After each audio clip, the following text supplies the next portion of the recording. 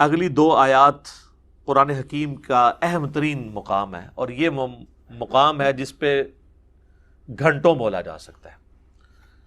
اس کے اندر ایک قیامت مخبر ہے ان آیات میں، اور یہ آیات ہے بڑی مشہور ہے، خصوصاً اس میں جو پہلی آیت ہے نا سورہ آل عمران کی 31 نمبر، یہ تو اکثر آپ کو سننے میں، تقاریر میں، جلسوں میں، میلاد کی محفلوں میں سننے کو ملے گی۔ قل ان کنتم تحبون اللہ فاتبعونی، اے نبی تم فرماؤ کہ اگر تم اللہ سے محبت کرتے ہو تو میری اتباع کرو، یحببکم اللہ، پھر اللہ بھی تم سے محبت کرے گا، ویغفر لکم ذنوبکم، اور وہ تمہارے گناہوں سے درگزر فرما دے گا، واللہ غفور الرحیم، اور اللہ بخشنے والا مہربان ہے، رحم فرمانے والا ہے۔ اس میں یہ چیز فرمائی جا رہی ہے کہ اگر تم رسول اللہ کی اتباع کرتے ہو تو یہ ہے تقاضا محبت خداوندی کا۔ بیسیکلی یہ یہودیوں کے کانٹیکسٹ میں نازل ہوئی، وہ کہتے تھے ہم خدا کو مانتے ہیں، ہم خدا کے چہیتے ہیں، خدا سے محبت کرتے ہیں، تو نبی علیہ السلام کے ذریعے یہ بات کروائی تھی کہ ان سے فرماؤ کہ قل ان کنتم تحبون اللہ، اگر تم کہتے ہو نا تم اللہ سے محبت کرتے ہو، فاتبعونی، پھر وقت کے پیغمبر کی پیروی کرنی پڑے گی، یحببکم اللہ، پھر تمہیں انعام یہ ملے گا کہ اللہ تم سے محبت کرے گا۔ تمہارا اللہ سے محبت کرنا کون سی بڑی بات ہے؟ اللہ کی ہستی تو اس قابل ہے کہ اس سے محبت کی جائے، بلکہ اللہ ہی ہے کہ جس سے محبت کی جائے۔ یہ اس چیز کی لذت وہ فیل کر سکتا ہے جسے خدا کا تعارف ہو جائے۔ اللہ ہی ہے کہ جس سے محبت کی جائے، لیکن اللہ تعالیٰ ہمارے اگر تم میرے نبی کی پیروی اختیار کرو گے تو پھر میں تم سے محبت کروں گا۔ یہ بڑی ڈگری ہے، کیونکہ یہی تو اصل ڈگری ہے۔ ہم سب کہتے ہیں غلامی رسول میں موت بھی قبول ہے، مزہ تو تب ہے جب رسول اللہ کہتے ہیں کہ ہاں میں بھی اس سے محبت کرتا ہوں، اور اسی کو آپ billions and trillions time multiply کر لیں تو خدا کا سٹیٹس پھر بھی نہیں ہو سکتا اس سے جو محبت ہونی چاہیے۔ والذین آمنوا اشد حبا للہ، اہل ایمان وہ ہیں جو شدید ترین محبت اللہ سے رکھتے ہیں۔ تو اللہ تعالیٰ فرما رہا ہے کہ یہ کہتے ہیں نا کہ ہم اللہ سے محبت کرتے ہیں، تم فرماؤ اگر اللہ سے محبت کرتے ہو پھر تمہیں وقت کے پیغمبر کی اتباع کرنی ہوگی، پھر اللہ بھی تم سے محبت کرے گا اور تمہارے گناہوں کو بھی معاف کر دے گا۔ یہی وہ چیز ہے جو بخاری اور مسلم میں آئی ہے کہ کل میں اس شخص کے ہاتھ میں جھنڈا دوں گا جو اللہ اور اس کے رسول سے محبت کرتا ہے، اللہ اور اس کا رسول اس سے محبت کرتے ہیں۔ اور صحابہ کہتے ہیں کہ ہمیں پوری رات نیند نہیں آئی کہ یہ ڈگری کس کو ملنے والی ہے کہ اللہ اور اس کا رسول اسے محبت کرتے ہیں۔ ویسے تو پہلی ڈگری بھی بہت بڑی ہے، یعنی ہم دعویٰ تو کرتے ہیں ہم اللہ اور اس کے رسول سے محبت کرتے ہیں، میرے پاس اس محبت کا کوئی سرٹیفکیٹ ہے کہ اللہ مان لے کہ ہاں یہ مجھ سے محبت کرتا ہے، یہ کوئی چھوٹی بات ہے؟ اور اس سے بڑی بات ہے کہ اللہ کے ہاں میں بھی محبت کرتا ہوں، اس میں تو پہلی ڈگری آپ کو پہلے ہی مل جائے گی کہ اگر اللہ کہتا ہے میں تم سے محبت کرتا ہوں تو امپلائڈ ہے کہ محبت اسی لیے کر رہا ہے کہ میں بھی اس کو رسپانس کر رہا ہوں، اس سے محبت کر رہا ہوں۔ صحابہ کہتے ہیں ہم پوری رات سوئے نہیں، صبح نبی علیہ السلام نے مولا علی کو بلایا، انہیں آشوب چشم تھا، آپ نے مبارک لعاب ان کی آنکھوں میں لگایا، اپنے مبارک ہاتھوں سے زرہ باندھ کے روانہ کیا، اللہ نے فتح دے دی۔ مسلم شریف کے الفاظ ہیں، انٹرنیشنل نمبر کے مطابق 6222 نمبر حدیث ہے۔ حضرت عمر کہتے ہیں مجھے پوری زندگی کبھی خواہش نہیں ہوئی کسی منصب کی سوائے خیبر کے موقع پر کہ یہ کاش جو فضیلت ہے یہ مجھے مل جائے جو علی کو مل گئی۔ تو یہ سب بہت بڑی فضیلت ہے، یہ کوئی سوچ بھی نہیں سکتا۔ تو اللہ تعالیٰ مارا ہے کہ اس کے پیچھے اتباع۔ اچھا اتباع کو سمجھ لیں، اتباع کہتے ہیں محبت کے ساتھ پیروی کرنے کو۔ ایک ورڈ ہے عربی میں اطاعت، حکم ماننا۔ اتباع ہوتی ہے ایک سپرلیٹو ڈگری، حکم ماننا تو اس میں ہے ہی ہے، اتباع یہ ہے کہ بس اس چکر میں رہنا کہ میں جس سے محبت کر رہا ہوں یہ جو کر رہے ہیں میں وہ کرتا جاؤں، یہ بھی نہ انتظار کروں کہ مجھے حکم کر رہے ہیں، نہیں، اس سے میری اتنا انتہا درجے کی محبت ہو جائے کہ میں اس کی محبت میں سب کچھ کرنا شروع کر دوں۔ اور یہ صحابہ کرام میں خوبی تھی کہ رسول اللہ صلی اللہ علیہ وآلہ وسلم کی پیروی میں وہ اس درجے تک آگے جاتے تھے۔ بخاری میں اوپر تلے 10 احادیث ہیں۔ نافع کہتے ہیں کہ عبداللہ بن عمر اپنے سفر حج میں ان جگہوں پہ کھڑے ہو کر نماز پڑھتے تھے جہاں رسول اللہ کے ساتھ انہوں نے اپنے سفر حج میں پڑھی ہوئی تھی. حتیٰ کہ وہ کہتے ہیں ایک جگہ ایسی آئی کہ ایک جگہ مسجد بنی ہوئی تھی اور پاس ایک برساتی نالا تھا, اس پہ ایک پتھر رکھا ہوا تھا. عبداللہ بن عمر نے مسجد میں نماز نہیں پڑھی, اس پتھر پہ پڑھی اور کہا رسول اللہ نے یہاں پہ پڑھی تھی. اس وقت وہ مسجد نہیں تھی. مسند احمد میں یہاں تک آتا ہے کہ عبداللہ بن عمر ایک جگہ ایسی بھی رک گئے کہ آپ نے وہاں پہ پیشاب کیا اور کہا رسول اللہ صلی اللہ علیہ وسلم نے یہاں پہ کیا تھا. سر وہ بخاری مسلم کی حدیثیں پڑھے نا, بندے پہ رقت طاری ہو جاتی ہے کہ یار اتنی جگہ عبداللہ بن عمر نے کیسے یاد رکھی ہوئی تھی. اور وہ راوی نے بھی روایت کی ہیں کہ پھر ایک ایسا ٹیلا آیا, پھر ایک ایسا برساتی نالا آیا, پھر ایسا پہاڑ آیا. میں یار حیران ہو جاتا ہوں اس حدیث روایت کرنے والے بندے کو. اور عبداللہ بن عمر نے زندگی میں ایک دفعہ حضور کے ساتھ حج کیا ہوا ہے. اور آپ عبداللہ بن عمر سے یہ نہ سمجھیے گا کوئی لمبی سفید داڑھی نہ. رسول اللہ جب فوت ہوئے نا صلی اللہ علیہ وآلہ وسلم, اس وقت عبداللہ بن عمر کی جو عمر تھی نا وہ تھی آلموسٹ 21-22 سال. غزوہ احد کے موقع پر کہتے ہیں میں بدر میں مجھے پیش کیا گیا تو میں 14 سال کا تھا, حضور نے مجھے جنگ میں نہیں جانے دیا. احد میں 15 کا ہوا تو حضور نے اجازت دی. احد ہوئی ہے 3 ہجری میں, 3 ہجری میں وہ 15 سال کے تھے, تو آلموسٹ 7 سال اور کر لیں کیونکہ 11 کے شروع میں حضور فوت ہو گئے, تو 15 اور 7 22 سال کیا عمر ہوتی ہے. اور یہ 22 سال اس وقت جب حضور فوت ہو گئے. حج انہوں نے کیا ہے 20-21 سال کی عمر میں, ایک ایک چیز یاد رکھی ہوئی ہے. یہ ہے اتباع, محبت پلس اطاعت, اس کو کہتے ہیں اتباع. اس پہ بخاری مسلم میں حدیث نہیں, حضرت عثمان وضو کرتے ہیں اور مسکرانا شروع کر دیتے ہیں. ساتھی پوچھتے ہیں یہ کیا حضرت؟ کہا حضور نے بھی ایک دفعہ اس طرح وضو کیا تھا تو مسکرا پڑے تھے, تو میں نے حضور سے بھی پوچھا تھا آپ کیوں مسکرائے؟ تو پھر آپ نے فرمایا کہ جب کوئی شخص وضو کرتا ہے, چہرہ دھوتا ہے, اس کے چہرے کے گناہ معاف ہوتے ہیں, ہاتھ دھوتا ہے تو ہاتھوں کے گناہ, مسح کرتا ہے تو سر کے گناہ, پاؤں جب دھوتا ہے تو حتیٰ کہ پاؤں کے ناخنوں کے گناہ بھی دھل جاتے ہیں. تو اس پہ حضور خوش ہو رہے تھے کہ یہ فضیلت وضو والے کو ملتی ہے. تو اس پہ نبی علیہ السلام مسکرائے تھے, تو میں بھی حضور علیہ السلام کی اس ادا کو ادا کر رہا ہوں. یہ ہے, یہ اس کو کہتے ہیں اتباع. یہ وہ چیزیں جو obligatory نہیں ہیں, صرف محبت کے تقاضے ہیں. یعنی ہمیں تو کہیں نہیں کہا گیا کہ وضو کا ایک رکن یہ بھی ہے کہ آپ نے وضو کر کے مسکرانا ہے, لیکن یہ محبت کی فیلڈ ہے. لہذا یہ جو ایکسٹریم رویہ پایا جاتا ہے نا اہل حدیث کے ہاں, کہ وہ اس چیز کے اوپر, یا ایون دیوبند کے ہاں بھی, کہ وہ کہتے ہیں جی اصل چیز جو ہے نا وہ نبی علیہ السلام کے حکم کی پیروی ہے, اور وہ اس پہ اتنا زور دیتے ہیں کہ محبت والا ایلیمنٹ وہ بیک فٹ پہ کر دیتے ہیں.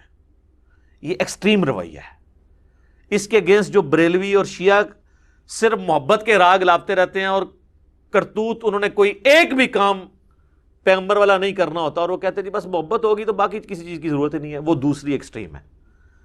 اسی لیے اللہ نے لفظ اتباع کا استعمال کیا ہے, محبت پلس اطاعت.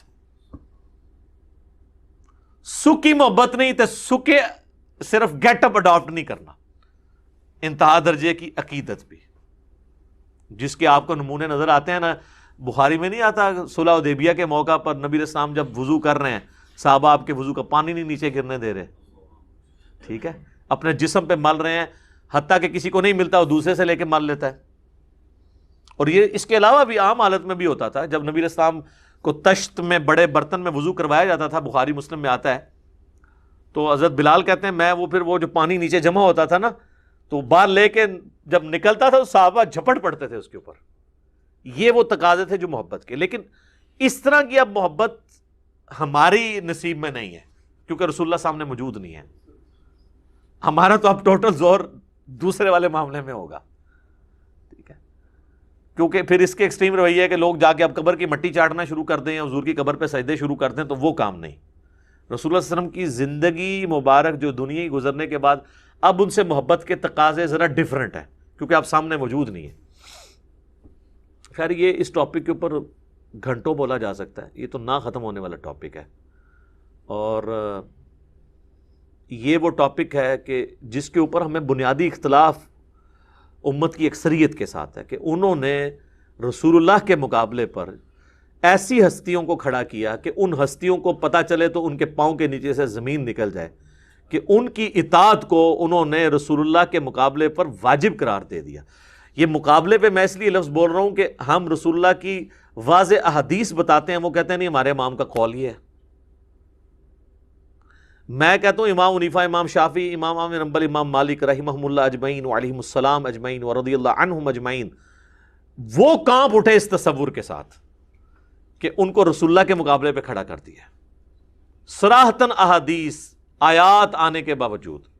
آپ یہ دیوبند کی تفسیر عثمانی اٹھا کے دیکھیں، وہ بحث کرتے ہیں کہ قرآن میں جو ہے وہ رضاعت کی مدت جو ہے، دودھ چھڑانے کی مدت جو ہے وہ 2 سال آئی ہے، پھر وہ سال لکھتے ہیں البتہ امام حنیفہ کا موقف ہے کہ 2.5 سال ہے۔ تو ہو سکتا ہے امام حنیفہ کے پاس بھی کوئی دلیل ہو، چلو حدیثوں میں تو کوئی کہہ سکتا ہے کسی کو ایک حدیث پتہ چلی دوسرے کو نہیں پتہ چلی، جو مسئلہ قرآن میں آ گیا ہے اس مسئلے کے خلاف کسی اور امام کے پاس بھی کوئی دلیل ہو، پہلے تو ہم اس کو بھی ماننے کے لیے تیار نہیں کہ امام حنیفہ نے کہیں کہا بھی ہوگا کہ بھی قرآن کے خلاف 2.5 سال دودھ چھڑانے کی مدت ہے، کیونکہ امام صاحب تو ہمارے سامنے موجود نہیں ہے، جو جس کا دل کرے ان کی طرف منسوب کر دیں۔ چلو سپوز آپ کو پتہ بھی چل گیا، آپ تو کم از کم کریں، اور دوسری طرف آپ خود ائمہ کے اقوال سناتے ہیں کہ سارے اماموں نے یہ کہا کہ ہماری کوئی بات کتاب و سنت کے خلاف ہو اسے دیوار پہ مار دو، اور ہم دیوار پہ نہیں مارتے، ہم بڑا احترام کرتے ہیں، ہم کہتے ہیں کہ جی یہ ان کی رائے تھی، قرآن و سنت کے خلاف ہے، ہم اس کو فالو نہیں کریں گے، ہمیں کہتے ہیں اماموں کے گستاخ ہو۔ تو یہ ایک ٹاپک، ایک بڑا کریٹیکل ٹاپک تھا، میں نے اس کو پورا پری پلان تیاری کر کے نا مسئلہ نمبر 197 ریکارڈ کروا دیا، آلموسٹ 2 گھنٹے کا HD کیمرے میں میں نے کئی ایک ایگزامپلس صحابہ تابعین تبع تابعین کی دکھائی ہیں کہ جب ان کے سامنے آیات احادیث آتی تھی وہ اعلانیہ طور پر اپنے بڑوں سے اختلاف کیا کرتے تھے، اور بڑے بھی ایسے تھے کہ وہ فوراً سر تسلیم خم کرتے تھے۔ خلفائے راشدین کی مثالیں میں نے پیش کی کہ ان کو کسی نے حدیث سنائی ہے، انہوں نے ڈیسیژن بھی کیا تو کہا بھائی نہیں غلطی ہوگی، ہم پیچھے ہٹ جاتے ہیں۔ اگر خلفائے راشدین کا اسٹیٹس تو باقی کس کھاتے میں؟ باقیوں کو تو کوئی اوقات نہیں ہے ان کے مقابلے پہ، ہمارے مقابلے پہ نہیں۔ وہ میں نے کئی ایک واقعات بتائے ہیں، پھر اس کے بعد تابعین تبع تابعین میں بتایا۔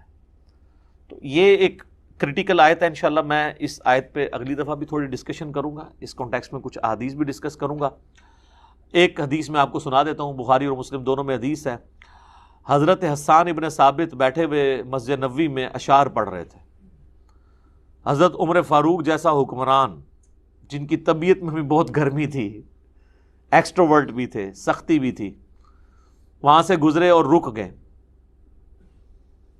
اور انہوں نے حسان ابن ثابت کو تیکھی نظروں سے دیکھا، ابھی بولا کچھ نہیں ہے، صرف دیکھا ہے، اور اگلے جنے دی بھی تسی جرت دیکھو، ان کا عمر اس طرح نہ دیکھ ہماری طرف، تم سے بہتر شخصیت مسجد میں ہوتی تھی، میں ان کے سامنے بھی اشعار پڑھتا تھا اور نبی علیہ السلام خوش ہوا کرتے تھے۔ اچھا، اب حضرت عمر نے تو مطلب ڈیفینسو موڈ میں چلے گئے، انہوں نے کہا کہ کوئی گواہ لے کر آؤ۔ انہوں نے کہا یہ ابو ہریرہ بیٹھے ہیں پاس، ان سے پوچھو کہ کیا ایسا نہیں تھا؟ حضرت ابو ہریرہ کہتے ہیں امیر المومنین ایسا ہی تھا، بلکہ رسول اللہ تو فرمایا کرتے تھے اے اللہ روح قدس کے ذریعے حسان کی مدد فرما، جس طرح حضرت عیسیٰ کی تو نے مدد کی تھی نا جبرائیل کے ساتھ، تو یہ حسان کے لیے تو حضور کی دعائیں ہیں۔ اس ایک واقعے میں کئی چیزیں پوشیدہ ہیں۔ نمبر 1 یہ کہ صحابہ کو پتا تھا کہ دین کا ماخذ کتاب و سنت اللہ رسول ہے، اس کے بعد سب برابر ہیں۔ آپ تو امام، اکابرین، علماء اور بزرگوں کو آپ نے منی خدا بنایا ہوا ہے، یہ سارے تو حضرت عمر کی جوتیوں کی خاک بھی نہیں ہے۔ ایک صحابہ کو یہ چیز ہے۔ دوسری طرف حضرت عمر جیسی بڑی شخصیت کو بھی کلیئر تھا کہ اگرچہ میرے بارے میں حدیث ہے علیکم بسنتی و سنت الخلفاء الراشدین، لیکن میرے لیے بھی اوپن لائسنس نہیں ہے، جہاں میں بھی ڈیویٹ ہوں گا پھر میری سنت نہیں مانی جائے گی، رسول اللہ کی بات مانی جائے گی۔ یہ بڑی بات ہے نا۔ تیسرا، اختلاف رائے کو گستاخی نہیں سمجھا جاتا تھا، علمی طریقے سے آپ اختلاف کریں، اگلا بندہ ایکسپٹ کر لیتا تھا کہ یار بات جینون کی ہے، اس نے مجھ سے غلطی ہوئی ہے، وہ بیک فٹ پہ چلے جاتا تھا۔ چوتھا، یہ جو آج کل بعض منکرین حدیث نے یہ ایک پنگا کھڑا کیا ہوا ہے کہ جی حضرت ابو ہریرہ جو ہے وہ حدیثیں گھڑا کرتے تھے، حضرت عمر نے ان کے اوپر پابندی لگا دی تھی، حضرت عمر کے سامنے ابو ہریرہ کی کریڈیبلٹی نہیں تھی۔ تو یہ بخاری مسلم دونوں میں حدیث ہے جو بتا رہی ہے کہ حضرت عمر کے نزدیک حضرت ابو ہریرہ ایک کریڈیبل پرسنالٹی تھے، تبھی تو ان کی حدیث قبول کیا انہوں نے، ورنہ تو کہتے یار یہ تو مطلب بیٹھ کے حدیثیں گھڑتا رہتا ہے، اس کی تو مجھے تم مثال پیش کرو، کوئی اور بندہ لے کے آؤ۔ یہ ضرور ہے کہ حضرت ابو ہریرہ رضی اللہ تعالیٰ عنہ اور حضرت عمر کا اختلاف ہو گیا تھا، اور اس میں میری اپنی ذاتی رائے ہے کہ حضرت عمر کی طرف سے زیادتی ہوئی ان کے ساتھ، وہ نہیں ہونی چاہیے تھی۔ تو وہ ایک واقعہ اس طرح کا جس کی وجہ سے وہ ان کو جو گورنر بنا کے بھیجا تھا، تو ان کا وہاں پہ اللہ نے برکت دے دی۔ تو حضرت عمر آپ کو پتہ ہے ڈسپلن کے سخت ہے، انہوں نے کہا کہ تو جب گیا تھا تیرے پاس اتنی بکریاں تھیں، اتنی بکریاں کہاں سے آ گئی ہیں، لگتا ہے خرد برد کی ہے۔ تو وہ پیٹتے رہے کہ بھئی اللہ نے مجھے دی ہیں۔ یہ تو آج بھی آپ کسی فارم ہاؤس میں چلے جائیں، ذرا پوچھیں نا 5 بکریاں ہوں، اللہ تعالیٰ برکت ڈالے تو 2 سالوں میں کہاں سے کہاں وہ پہنچتی ہیں۔ لیکن حضرت عمر جو ہے وہ ذرا اسٹرکٹ تھے، تو اس کی وجہ سے تھوڑا سا ان پہ سختی بھی کر دی۔ تو وہ بعض اوقات سختی جو ہے نا وہ کسی بیٹر کاز کے لیے کی جا رہی ہوتی ہے، لیکن وہ پھر لوگ اس کو نیگیٹیولی بھی لے لیتے ہیں، تو اس طرح کا معاملہ نہیں ہے۔ سیدنا عمر کے نزدیک حضرت ابو ہریرہ ایک کریڈیبل پرسنالٹی تھے، وہ ان کی عزت کرتے تھے، ان کی احادیث کو ایکسیپٹ کیا کرتے تھے، ورنہ تو وہ پھر گواہی کے طور پہ اسے قبول نہ کرتے۔ جامع ترمذی میں ایک حدیث ہے، ایک شامی آتا ہے اور کہتا ہے عبداللہ بن عمر سے آ کے پوچھتا ہے، اور یہ روایت سالم بن عبداللہ بن عمر کر رہے ہیں، حضرت عبداللہ بن عمر کا بیٹا۔ وہ شامی آ کے کہتا ہے کہ ابھی حضرت معاویہ کا دور ہے، شام میں مرکز ہے، اور وہ آ کے کہتا ہے جی حج تمتع جائز ہے؟ وہ کہتے ہیں جائز، سنت ہے۔ سنت اس اعتبار سے کہ رسول اللہ نے اسے جاری کیا، اگرچہ خود آپ کو مجبوراً قران کرنا پڑا، لیکن آپ نے تمتع کو مشروع فرمایا اور بہتر فرمایا، کیونکہ آپ قربانی کا جانور گھر سے لے آئے تھے، تو قرآن میں آیت نازل ہوئی کہ جو قربانی کا جانور گھر سے لے آیا نا، اب وہ احرام نہیں کھول سکتا۔ باقی صحابہ کو آپ نے کھلوایا، حتیٰ کہ بخاری مسلم ہے جس نے حج تمتع نہیں کیا، آپ نے فرمایا یہ نافرمانی کر رہے ہیں رسول اللہ کی، آپ نے خود ان کے لیے اتنے، اور پھر فرمایا کہ قیامت تک حج اور عمرہ اب یوں داخل ہو گئے۔ تو عبداللہ بن عمر سے اس نے کہا کہ آپ کے والد تو حضرت عمر تو منع کیا کرتے تھے حج تمتع سے۔ تو عبداللہ بن عمر نے فرمایا کہ یہ بتاؤ کہ اگر کسی معاملے میں میرا باپ کوئی ڈیسیژن کرے اور رسول اللہ اس چیز کو جاری فرمائے ہوئے ہوں، تو کیا میرے باپ کی بات مانی جائے گی کہ اللہ کے نبی کی؟ تو کہنے لگا اللہ کے نبی کی۔ تو آپ نے فرمایا کہ اللہ کے نبی نے حج تمتع کا ہمیں حکم دیا تھا۔ یہ تھا سر سٹیٹس، باپ بھی ہے، خلیفہ راشد بھی ہے، محبت بھی ہے، عقیدت بھی ہے، سٹیٹس بھی ہے، لیکن اللہ اور اس کا رسول ٹاپ پرائورٹی۔ یہ وہ ایشو ہے جس کے وجہ سے ہم سمجھتے ہیں کہ تقلید کو واجب کر کے امت کو مصیبت میں ڈالنا اور ایک ان کے اوپر عذاب مسلط کر دینا کہ اب امت یہ چوائس کرے کہ ہم نے رسول اللہ کے دین پہ چلنا ہے یا کسی بزرگ بابے کے دین پہ۔ بزرگ بابوں کو آپ ایکسپرٹ اوپینین کے طور پہ لیں، جس طرح آج بھی ہم بڑے بڑے علماء کے ایکسپرٹ اوپینین لیتے ہیں، بس اسی لیول پہ ان کو رہنے دیں۔